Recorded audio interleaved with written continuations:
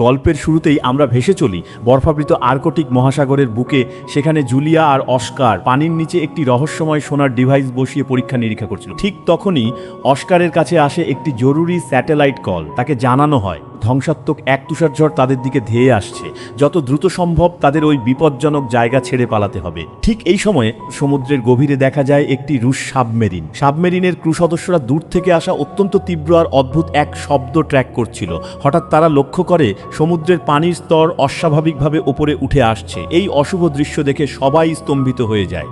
একই সময়ে জুলিয়ার স্ক্যানারও ভুল তথ্য দেখাতে শুরু করে, আর দেখতে দেখতে তাদের ক্যাম্পের চারপাশের বরফ হুড়মুড় করে ভেঙে পড়তে থাকে। পরিস্থিতির ভয়াবহতা দেখে অস্কার ছুটে আসে জুলিয়ার কাছে, কিন্তু জেদি জুলিয়া যাওয়ার আগে তার পরীক্ষা শেষ করতে চায়। তবে আবহাওয়ার দ্রুত অবনতি দেখে শেষ পর্যন্ত সে অস্কারের কথা মানতে বাধ্য হয়। দুজনেই স্নোমোবাইলে উঠে দ্রুত সেখান থেকে বেরিয়ে পড়ে, কিন্তু বরফ ভাঙার গতি তাদের ধারণার চেয়েও অনেক বেশি দ্রুত ছিল। এদিকে সাবমেরিনের দলটি একটি শকিং সত্য বুঝতে পারে। তারা যে আওয়াজটা শুনছিল সেটা সমুদ্রের ঢেউয়ের শব্দ নয়, বরং তা সমুদ্রের অতল গহ্বরে থাকা বিশাল এক জীবিত দানবের গর্জনের শব্দ। বিষয়টি ভালোভাবে বোঝার আগেই হঠাৎ বিকট শব্দে সাবমেরিনে আঘাত করে সেই দানবীয় প্রাণীটি। সাথে সাথে বেজে ওঠে লাল অ্যালার্ম। প্রাণীটি সাবমেরিনটিকে শক্ত করে আঁকড়ে ধরে প্রচণ্ড বেগে টেনে নিয়ে যেতে থাকে সমুদ্রের আরও গভীরে। অন্যদিকে পেছনে বরফ ভাঙার বিকট শব্দ আর সামনে ধেয়ে আসা ভয়ঙ্কর বরফের ঝড়। পরিস্থিতির মারাত্মক চাপে অস্কার নিজের মানসিক ভারসাম্য হারিয়ে ফেলে, আর ঠিক তখনই নিয়ন্ত্রণ হারিয়ে স্নোমোবাইলটি বরফের বিশাল এক চাঁইয়ের সাথে সজোরে ধাক্কা খায় এবং বিকট শব্দে বিস্ফোরিত হয়। বেশ কিছু সময় পর জ্ঞান ফিরে পেয়ে জুলিয়া আর অস্কার বুঝতে পারে ঝড়ের তাণ্ডবে তাদের পুরো ক্যাম্প তছঞ্চ হয়ে গেছে।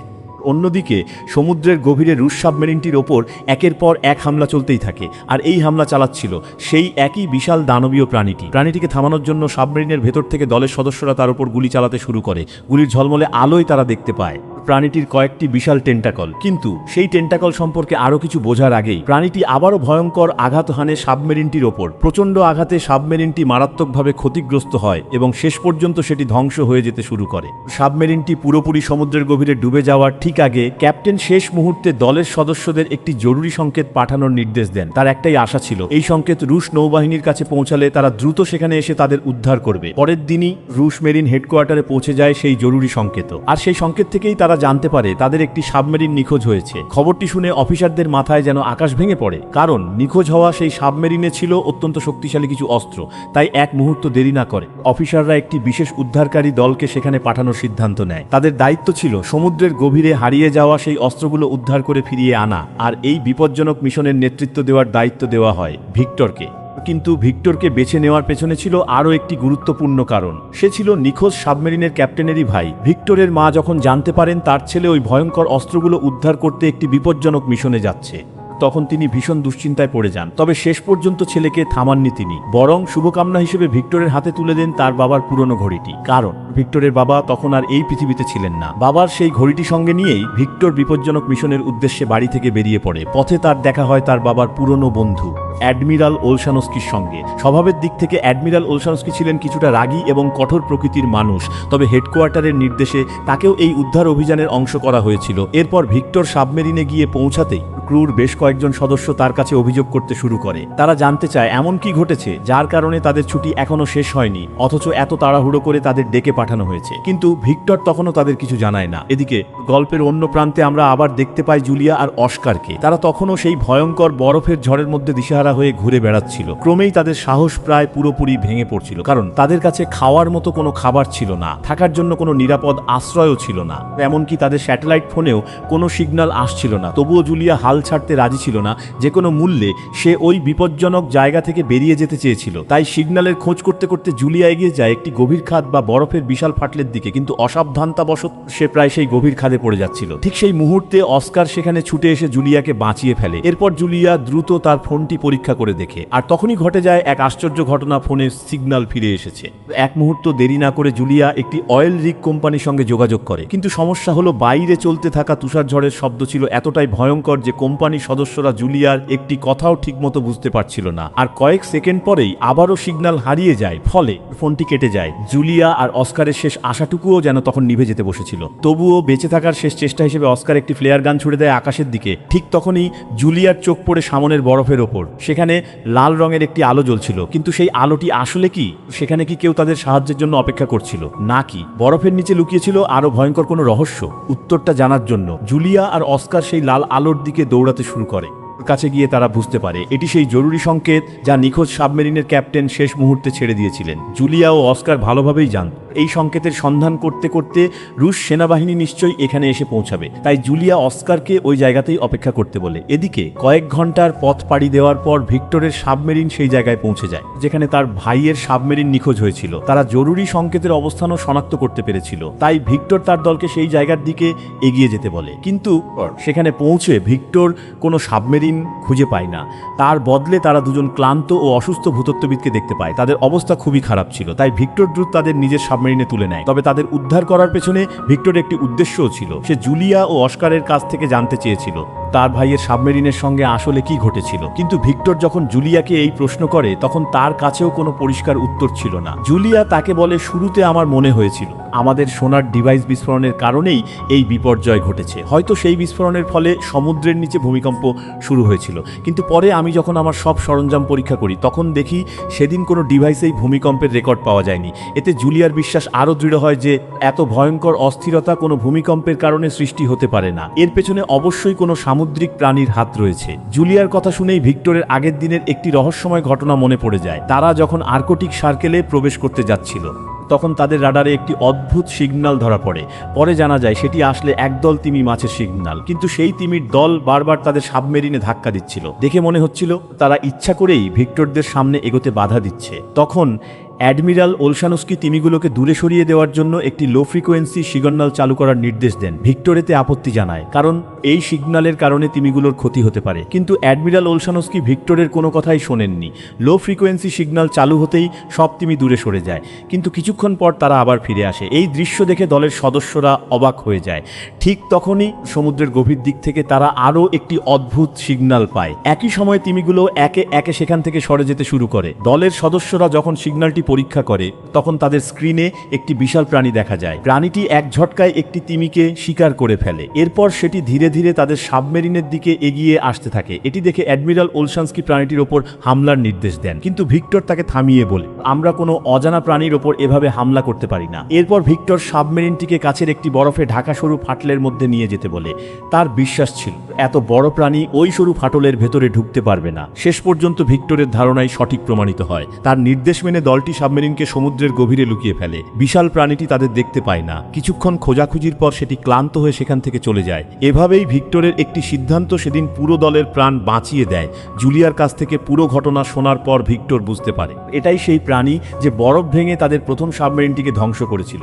জুলিয়া একজন সুইডিশ নাগরিক। ছোটবেলা থেকেই সে সমুদ্রের দানবদের গল্পে বিশ্বাস করত, কিন্তু এবার সে কোনোভাবেই এই ভয়ঙ্কর ঘটনার অংশ হতে চাইছিল না। তাই সে ভিক্টরকে অনুরোধ করে তাকে ও অস্কারকে যেন সেই অয়েল রিগ কোম্পানির কাছে নামিয়ে দেওয়া হয় যেখানে সে আগে যোগাযোগ করার চেষ্টা করেছিল। জুলিয়ার ধারণা ছিল ওই প্রাণীটি হয়তো সেখানে পৌঁছাতে পারবে না। জুলিয়ার কথা শুনে ভিক্টর কোম্পানির অবস্থান পরীক্ষা করে জানতে পারে সেটি খুব বেশি দূরে নয়। তাই সে জুলিয়া ও অস্কারকে সেখানে পৌঁছে দেওয়ার সিদ্ধান্ত নেয়। কিন্তু পথে আবারও দলের স্ক্রিনে সেই অদ্ভুত সিগন্যাল দেখা যায়। তারা বুঝতেই পারেনি প্রাণীটি সমুদ্রের তলদেশের কাদামাটির নিচ দিয়ে ধীরে ধীরে তাদের দিকেই এগিয়ে আসছে। তারা যখন অয়েল রিগ কোম্পানির কাছে পৌঁছে সেখানকার দায়িত্বপ্রাপ্ত ব্যক্তির সঙ্গে যোগাযোগ করতে যাচ্ছিল, ঠিক তখনই সমুদ্রের পানিতে অস্বাভাবিক নড়াচড়া শুরু হয়। প্রবল ঢেউয়ের সঙ্গে পানির নিচ থেকে একের পর এক বিশাল টেন্টাকল বেরিয়ে আসে। মুহূর্তের মধ্যেই সেই শক্তিশালী স্টিলের রিগটি ধ্বংস হয়ে যায়। মুহূর্তের মধ্যেই সেই শক্তিশালী আসল রূপ দেখতে পায়। সেটি আসলে একটি বিশালাকার অক্টোপাস। দানবটির মুখ দেখার পর দলের সবাই আতঙ্কে স্তব্ধ হয়ে যায়। কিন্তু তারা কিছু বোঝার আগেই পুরো কোম্পানিটি সমুদ্রের পানিতে তলিয়ে যায়। এখন ভিক্টরের দলের সামনে সেখান থেকে পালানো ছাড়া আর কোনো উপায় ছিল না। অন্যদিকে রিগ ধ্বংস করার পর অক্টোপাসটি তাদের সাবমেরিনের দিকে এগিয়ে আসতে শুরু করে। এটি দেখে অ্যাডমিরাল ওলশানস্কি রাগের মাথায় কমান্ড নিজের হাতে তুলে নেন। তিনি দলকে 2টি টর্পেডো ছোড়ার নির্দেশ দেন, কিন্তু তাতে কোনো লাভ হয় না। অক্টোপাসটি তখনও জীবিত ছিল, বরং হামলার কারণে সেটি আরও বেশি ক্ষিপ্ত হয়ে উঠেছিল। এরপর অক্টোপাসটি আবার তাদের ওপর হামলা চালায়। হামলার ফলে টর্পেডো রুমে আগুন লেগে যায়। সেই ঘরের ভেতরে প্রায় 7 জন সদস্য আটকা পড়ে। অক্টোপাসটি আবারও সাবমেরিনে আঘাত করে সেটিকে আরও গভীরে ডুবিয়ে দেওয়ার চেষ্টা করে এবং চারদিক থেকে সাবমেরিনটিকে ঘিরে ফেলে। এই পরিস্থিতিতে ভিক্টর সবাইকে সাইলেন্ট মোডে থাকার নির্দেশ দেয়, কারণ সামুদ্রিক প্রাণীরা সাধারণত শব্দের প্রতি আকৃষ্ট হয়। তাই ভিক্টর সবাইকে একেবারে চুপ থাকতে বলে। এমনকি টর্পেডো রুমের আগুন নেভানোর কাজও সাময়িকভাবে বন্ধ করিয়ে দেয়। এর ফলে ওই ঘরের ভেতরে কার্বন মনোক্সাইডের মাত্রা বাড়তে থাকে। তবে ভিক্টরের পরিকল্পনা সফল হয়। কোনো শব্দ না পেয়ে ক্র্যাকেন ধীরে ধীরে সেখান থেকে চলে যায়। প্রাণীটি চলে যাওয়ার পর টর্পেডো রুমে আটকে থাকা আহত সদস্যদের উদ্ধার করা হয় এবং তাদের চিকিৎসা শুরু হয়। এই কাজে অস্কার ও জুলিয়াও ভিক্টরকে সাহায্য করে, ফলে তারা ক্রু সদস্যদের আস্থা অর্জন করতে সক্ষম হয়। পরে জুলিয়া ভিক্টরকে ক্র্যাকেন সম্পর্কে জানায়। সে বলে, পুরনো গল্প অনুযায়ী ক্র্যাকেন বহু বছর ধরে ঘুমিয়ে থাকে, কিন্তু আমাদের বিস্ফোরণের শব্দ হয়তো তাকে গভীর ঘুম থেকে জাগিয়ে তুলেছে। তাই এখন সে আমাদের ওপর প্রতিশোধ নিতে চাইছে।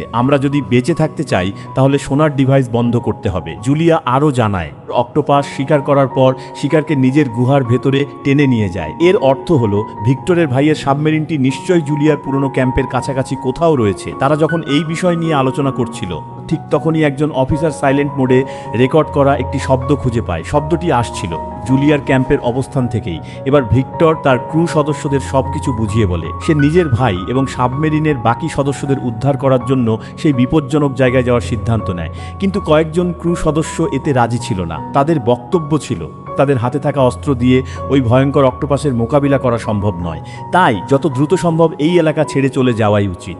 কিন্তু ক্যাপ্টেন হিসেবে ভিক্টর নিজের দায়িত্ব থেকে পিছিয়ে যেতে চায়নি। ক্রু সদস্যরা রাজি না হলেও সে সাবমেরিন নিয়ে নিখোঁজ সাবমেরিনটির খোঁজে বেরিয়ে পড়ে। শেষ পর্যন্ত ক্রু সদস্যদের অনিচ্ছা সত্ত্বেও তার সঙ্গে যেতে হয়। কিছুক্ষণ পর তারা একটি অত্যন্ত বিপজ্জনক গভীর খাদের কাছে পৌঁছে যায়। সেই খাদের ভেতরে নামার জন্য ভিক্টর একটি মিনি সাবমেরিন ব্যবহার করে। তার সঙ্গে 2 জন অফিসারও সেখানে যায়।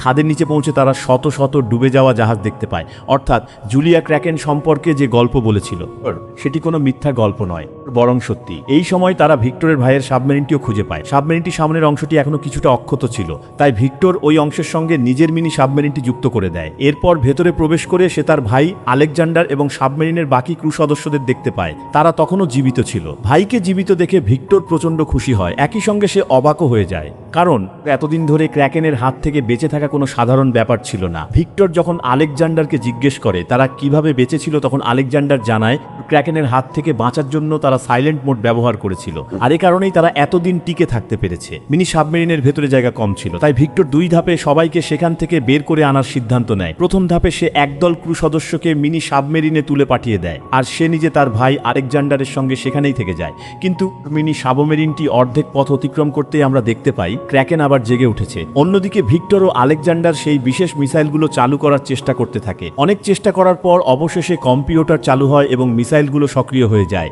ঠিক সেই সময় ক্র্যাকেন মূল সাবমেরিনে হামলা করতে যাচ্ছিল, কিন্তু হঠাৎ মিনি সাবমেরিনে থাকা একটি ট্র্যাকার ভুলবশত চালু হয়ে যায়। ট্র্যাকারের শব্দে আকৃষ্ট হয়ে ক্র্যাকেন মূল সাবমেরিনের বদলে মিনি সাবমেরিনটির দিকে এগিয়ে যায়। এই সুযোগে অ্যাডমিরাল ওলশানস্কি মূল সাবমেরিনটিকে সমুদ্রের ওপরের দিকে নিয়ে যাওয়ার নির্দেশ দেন।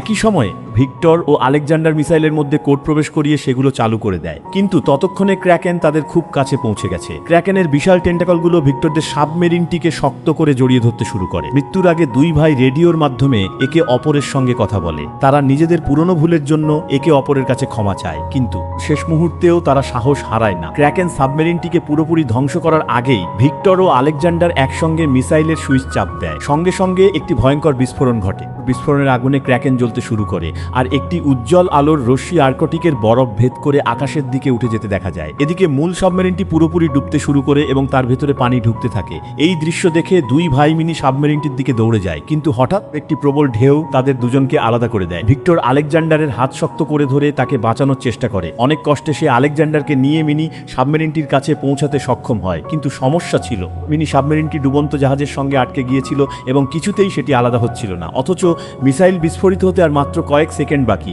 এই কঠিন পরিস্থিতিতে হঠাৎ ভিক্টরের একটি জরুরি লিভারের কথা মনে পড়ে যায়। সে সর্বশক্তি দিয়ে লিভারটি টেনে ধরে। সঙ্গে সঙ্গে মিনি সাবমেরিনটি ডুবন্ত জাহাজ থেকে আলাদা হয়ে যায় এবং বিস্ফোরণের ঠিক আগ মুহূর্তে সেখান থেকে বেরিয়ে আসতে সক্ষম হয়। সমুদ্রের ওপর তখন অ্যাডমিরাল ওলশানস্কি এবং পুরো ক্রু ভিক্টর ও আলেকজান্ডারের অপেক্ষা করছিল। কিন্তু অনেকক্ষণ কেটে যাওয়ার পরও যখন তাদের ফিরে আসার কোনো আশা দেখা গেল না, তখন সবাই হতাশ হয়ে সেখান থেকে চলে যাওয়ার প্রস্তুতি নিতে শুরু করে। ঠিক তখনই পানির বুক চিরে একটি মিনি সাবমেরিন ওপরে উঠে আসে।